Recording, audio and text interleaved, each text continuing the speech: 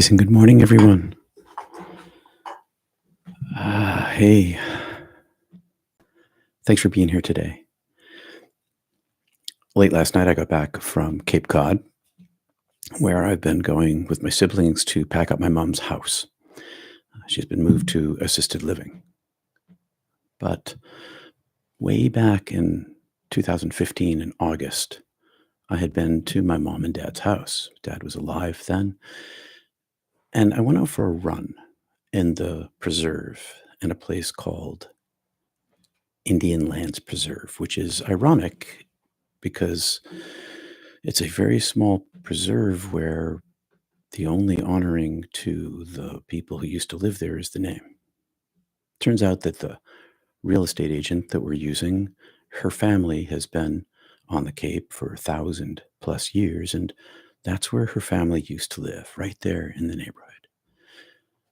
So I went out for a run that day in 2015 in August. And after that run, 3K, I had this heart problem. And I didn't understand why I had such a hard run. It just felt uncomfortable. I couldn't breathe well the whole time. In hindsight, I'd had some palpitations in the preceding months, but I didn't know what they meant. So, welcome to Not Church today. I'm going to be talking about my second near death experience as it relates to my mom and after death and coming back.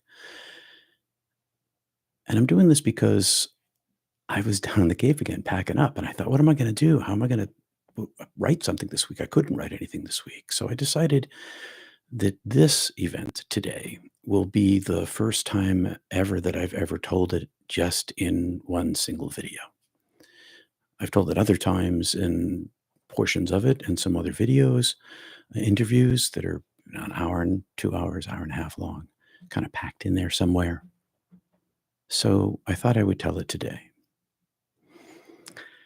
So, oh, am I frozen? Oh, I guess I'm not. I guess I'm okay. So, thanks for being here this morning. I'm going to get right to the telling. You have a little bit of the setup there. I had some heart palpitations preceding weeks. Didn't know what that was all about. Went for this run. Didn't feel well, but I'd been on vacation. And I decided that I'd go back early. I'd spent the whole week on the Cape with mom and dad. And I decided to go back early for a day early so I could maybe go sailing because somebody had given me a sailboat, use of a sailboat. It was a Rhodes 19 for those of you who are interested. And it was hanging on a mooring down here that someone else had lent me down here at Card Cove on Ocean Point. And I wanted to go sailing. So I decided that I would leave the Cape and I drove home.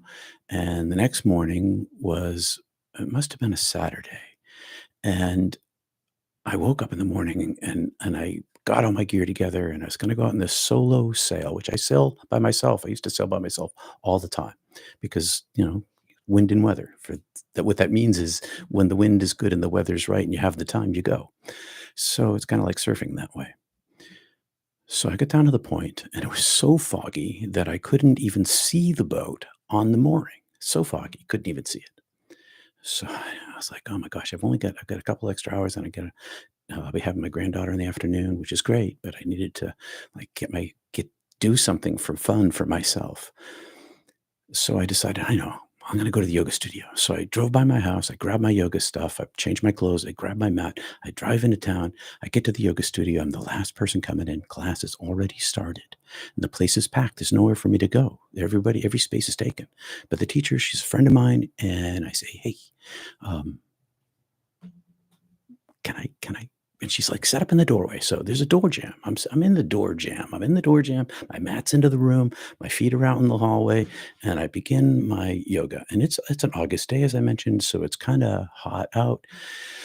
And we've been doing hot yoga in this class. And because of my Kriya practice, I'm not a big fan of hot yoga because it makes my it makes me hot. It brings up my prana and makes my body like a flame. And so I wasn't a big fan of it. And I thought that's what was going on. I thought maybe, geez, it's hot outside, but maybe they had heated up the studio. And I'm in downward dog. So I'm in downward dog. Get into downward dog.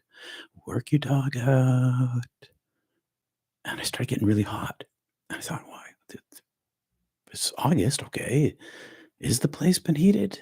Has it been heated? But I started getting really hot and I started sweating a lot, sweating a lot, a lot. I was like, oh, this is unusual.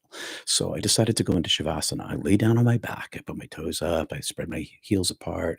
My arms are kind of splayed out a little on my side. I'm just lying there and I'm breathing and I'm sweating and I'm sweating and I'm sweating. And I go, oh, what's that? What's that pain? Oh, I'm I'm having a heart attack. Is that what this is? And then I remember, oh yeah, my grandfather, Papu, he died of a heart attack. My dad, in '86, he had a heart attack. And they life flighted him and shot him up with a decoagulant, experimental at the time in the '80s, and saved his life. My sister, Andrea, died of a heart attack several years before. I was like, oh, I'm having a heart attack. I'm in the age bracket. Oh, it can't be too bad. I ran 5K yesterday. Did I say 3K? I meant 5K in 3 miles.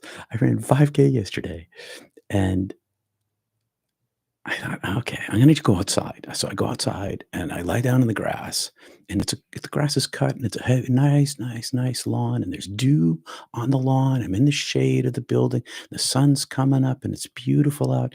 And I can see the blue sky. And I'm lying on my back. And it's like, oh, this dew feels good. It's cooling me off. But this is getting worse. And then I was like, oh, it's like an elephant standing on my chest. It's like, oh, this is a serious heart attack. And then I think to myself, oh, today's the day I'm going to die. Huh. Huh. What? Well, I'm glad I'm not doing it on the Cape.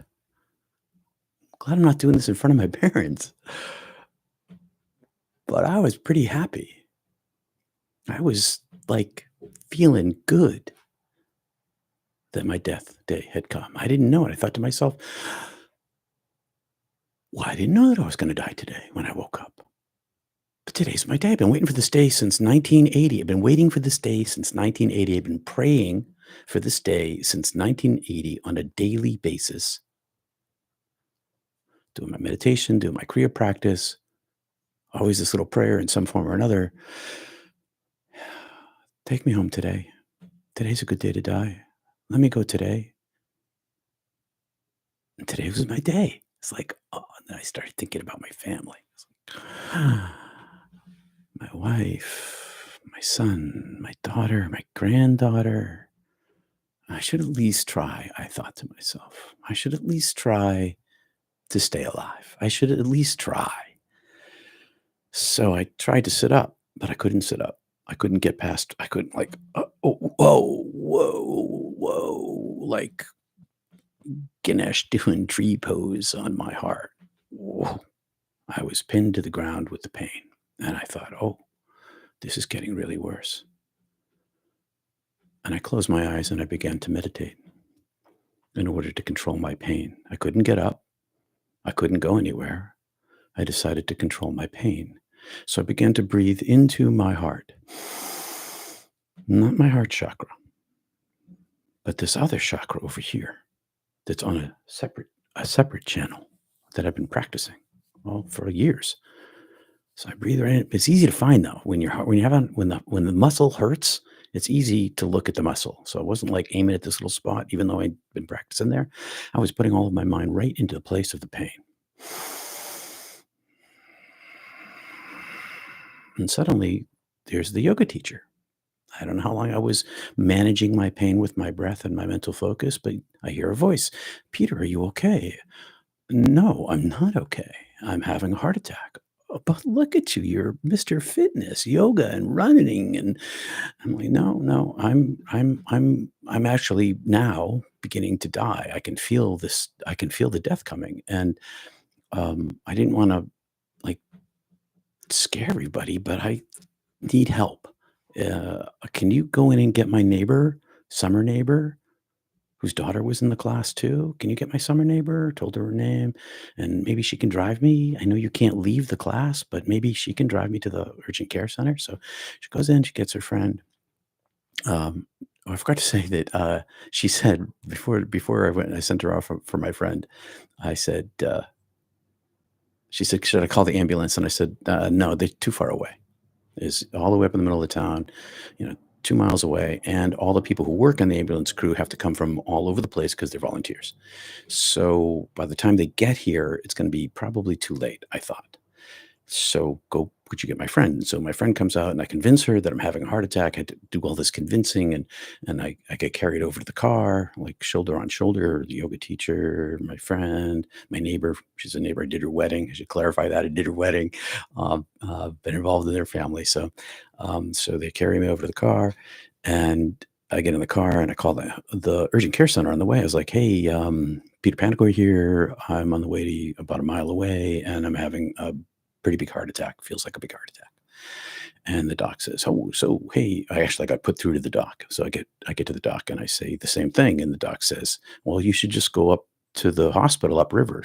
It's a 30-minute drive." And I was like, "No, I don't think I'm gonna make it. I already know that I've only got an hour. And I'd already been having this heart attack for at least a half an hour." So you only get 1 hour with a major heart attack because it other after that, you get the golden hour. It starts to do damage. When the heart is damaged like that, it starts to scar, rip, tear, whatever that is, that leaves scarring should you survive. But I'll tell you about that in a minute. So I get to the hospital and, what was the hospital? It's an urgent care center. I'm slaughtering this story today. It's an urgent care center because it was a hospital. That's a long town story. I'll spare you. And I get to the urgent care center because I'm not gonna make it to the hospital upriver. So I get to the urgent care center in Booth Bay Harbor, and they all meet me at the door, the doctor and all the nurses, and, I know pretty much everybody there. This might be one person I don't know. It's a small town living. One of the nurses was in my church, and her daughter was in my youth group. So and everybody's got concerned faces. They wheel me in, and, they whisk me off to X-ray, they check out my chest, and I have 100% blockage in my widowmaker, and there's a 6% survival rate with that, 6%. And so they get me back into the emergency room, and, doc says to me, "You have a 100% blockage in your widowmaker, and, you need to go to the catheterization lab an hour and a half away in Portland." And I'm like, "Okay." "I can give you a decoagulant." He holds up a needle, and I say, "Well, what would it do?" He says, "It'll give you maybe a 3% trickle through." I'm like, "Okay, give it to me." So he gives it to me. He goes, "Want some morphine?" I'm like, "Nah, I don't want any morphine because morphine makes me sick." And I know this because 'cause I'd had other surgeries, and the one time they gave me morphine was a terrible thing. It was awful, uh, on top of the pain. And so and I said, I used to be an ambulance attendant. I rode in the back of ambulances with all the diesel smell. Just being back there without morphine made me queasy. So if you give it to me, I'm going to be vomiting in my oxygen mask in the back of the ambulance. And he said, "What are you going to do?" I said, "Well, I'm going to meditate." He said, "Okay, good luck." Meanwhile, all the nurses are all around me and all they're grabbing, holding my hands and lots of concerned faces. And my son shows up, my wife shows up, my daughter's out of town. The ambulance comes and they load me on the gurney.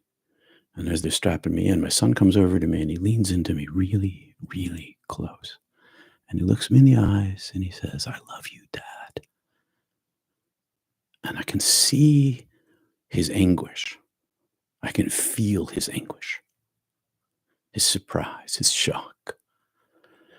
And my wife is on the other side, and I look up at her, and she's holding my hand, and I give her a squeeze hand, and I look up in her eyes, and I was like, "I've been telling you since forever that first chance I got to go home with a capital H without taking my own life, I'm going. Love you, but I have a beloved. I have a beloved. The union of all light that I've been in anguish for since I came back. She smiled. We winked. She understood. And off I went into the ambulance. Doors close. The gurney's locked in. Begin the journey down. Sirens going. Lights are flashing. And the paramedic in the back with me, I'm not paying attention to her. I can feel the ambulance going and I can hear the siren. And I stop at here and go through the roundabout in our town. And I'm focused on my heart, because the moment I slip from my focus on my heart, it is like a herd of elephants standing on me. Such pain. So all the way down 295 to Portland, I'm meditating. And meanwhile, I can hear the siren going, because when you meditate, you still can hear stuff. But the amazing thing about pain focus and meditation is that if it really hurts and you drive your mind to it with your breath, you really can. I really can. You can. It's not that hard to learn. Most people do who practice it, rising above the pain. And as long as you're above the pain, it's still there, but you don't really feel it. It's maintainable. Takes a lot of mental effort and a lot of breath to do it in a long period of time, but it does what it says it will do. But I can still hear everything. I can feel the motion of the ambulance. And then I hear her, the paramedic, say, "We're losing him," into the microphone, radio to the hospital. And I open my eyes and I look up, and there she is looking down at me with panic on her face.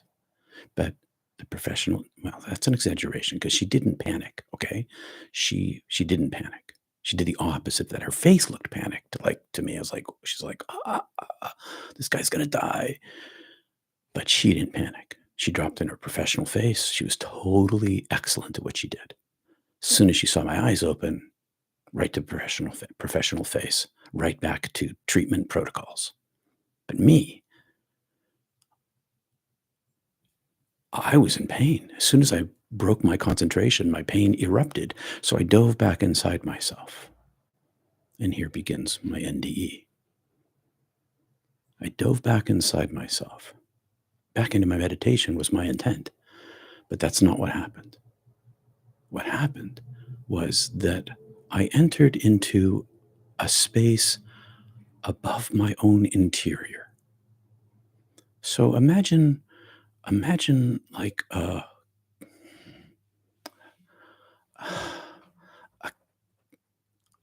I I haven't worked out exactly how to talk about all this yet, so I'm kind of doing it live here. I wasn't in the ambulance anymore. I couldn't see her, the paramedic. I couldn't see the gurney. I couldn't see my body. I could see into my body. I was above my body. My body was like an opening, a wide, wide opening out of which I had come. But I wasn't looking at my body. I was looking that away. And I was in this darkness, the same void that I'd been in before with my near death experience, with my other mystical experiences, same like opening. This darkness appears. But now I know what's going on. I'm like, oh, yeah, I know what's going on. I'm dying. And down toward me from a distance, and it was near to me by the time I saw, heard, felt it, was this angelic being. But this angelic being, for the first time, speaking non-linguistically, speaking directly to me, was communicating to me in the plural. Us. Come to us. We love you. We've been waiting for you. Come to us, come to us, come to us, come to us. And I'm like, "Yeah, I'm going." And it comes to me, only I don't get enveloped in it. I'm sort of next to it this time. I'm being escorted up, and I'm being escorted up. And I thought, wait, wait, wait, wait, wait, wait, wait. I know what's going on here. I should take, hold on a second. I should make sure this is so sudden. I should make sure that everything's okay before I leave. Can I straighten up my house a little bit? And without getting permission, I turn around and I poke my head back inside the cave of myself, and I'm still severed from it. I'm not attached. Like I don't have this um, a- attachment to it, but I want to make sure that I want to make sure everything's okay. So there was some kind of emotional attachment or parental attachment, but there was no.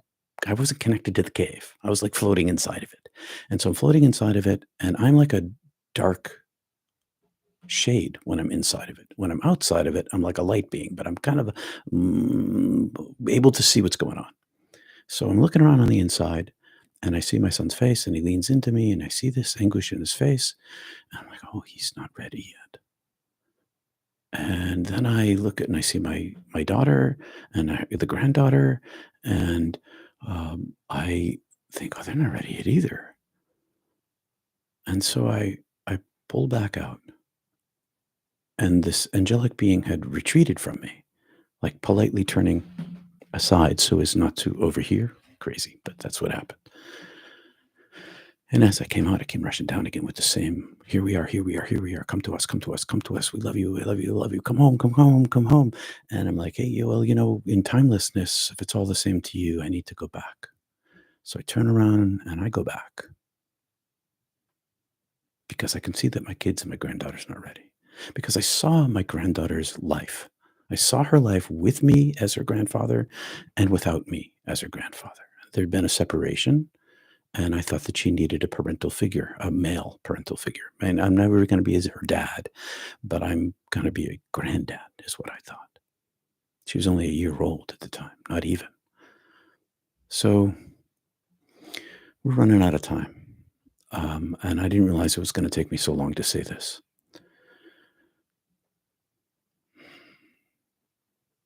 So I go back inside.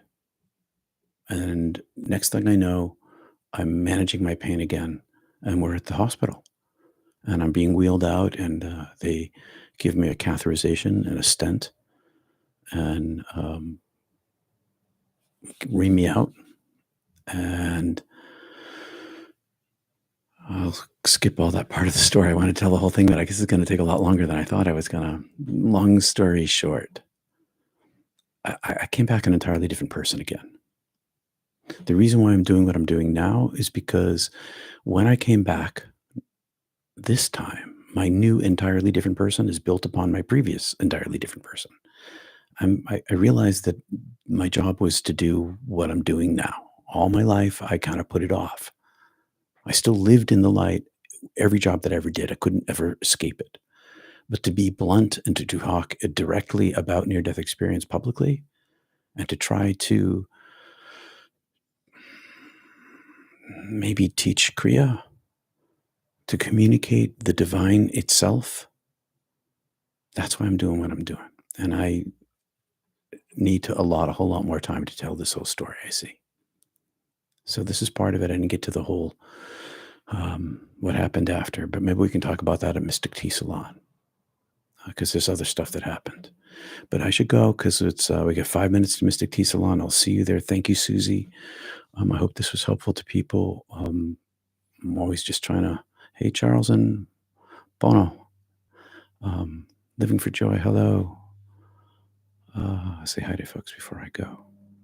Brenda, Bernard. I mean, Mary S. Hey, Mary.